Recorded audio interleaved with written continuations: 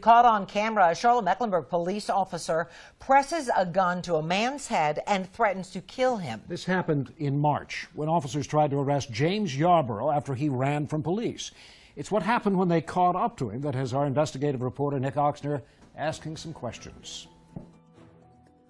I'll get him. I'll catch that guy. CMPD officers chased James Yarborough for about 4 minutes after he took off running from a traffic stop last March. It took multiple officers to catch him. This is what happened when they did. Stop! I will kill you. That's a gun on the left side of the screen, pressed to Yarborough's head, and an officer threatening to kill him. I will kill you. The only thing I did wrong that day was run. That is the only thing I did wrong that day. Do you regret doing that? Yes, yeah.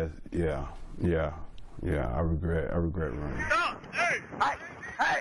Come here! Police stopped a car Yarborough was a passenger in because they say it was connected to a string of larcenies.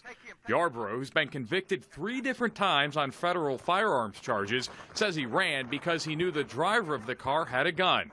Something he says he didn't want to be pinned on him. Put your hand behind your back! But he says he wasn't expecting the force officers used when they finally caught him. That moment felt like, it felt like it might have been my last day. Yarborough and the officers struggled for another 3 minutes after the gun was put to his head. The video shows officers punching and elbowing him in an effort to get his hands behind his back until, at one point, an officer points out Yarborough can't move because of the 4 men on top of him. Guys, Dunham, you have to come up so he can get it back there.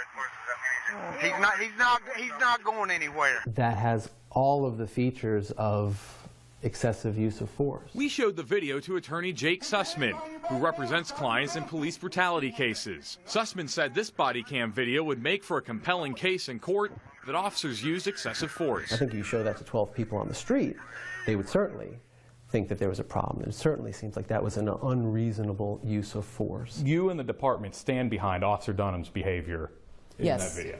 We do. But the police say otherwise. Major Stella Patterson heads the department's internal affairs unit.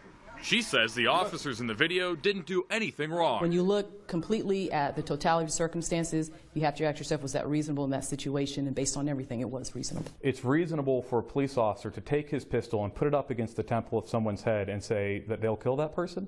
Depends on the situation. You have to look at it in totality. When you went to the police academy, were you taught that it's appropriate or okay to press your gun up against someone's head and say, I will kill you? I don't know that we were taught to press the gun up against somebody's head. We were taught that you could point the weapon, and we see that Mr. Officer Dunham does that in the video. That's hard to swallow. People die as a result of that. People are manhandled as a result of that. And that is, whether that's training, whether that's culture within the department, it's terrifying. What would you say to those police officers who were on the ground with you that day? I don't know what I'll say to him. I really don't. Would you say what happened to you was justice? No. What would you call that? A beating. There you go. Now, police charge Yarborough with resisting arrest, assault on a police officer, as well as a weapons charge. All 3 of those charges were dismissed by the district attorney's office, they say, for lack of evidence. Guys, back to you. All right, Nick, thank you. Right now on WBTV.com, we've posted much more of that story online, including the full body cam videos from 2 different officers and more details on CMPD's explanation for why they say this incident was by the book. You can find our prior investigations on our website under the Investigations tab. Just head right now to WBTV.com.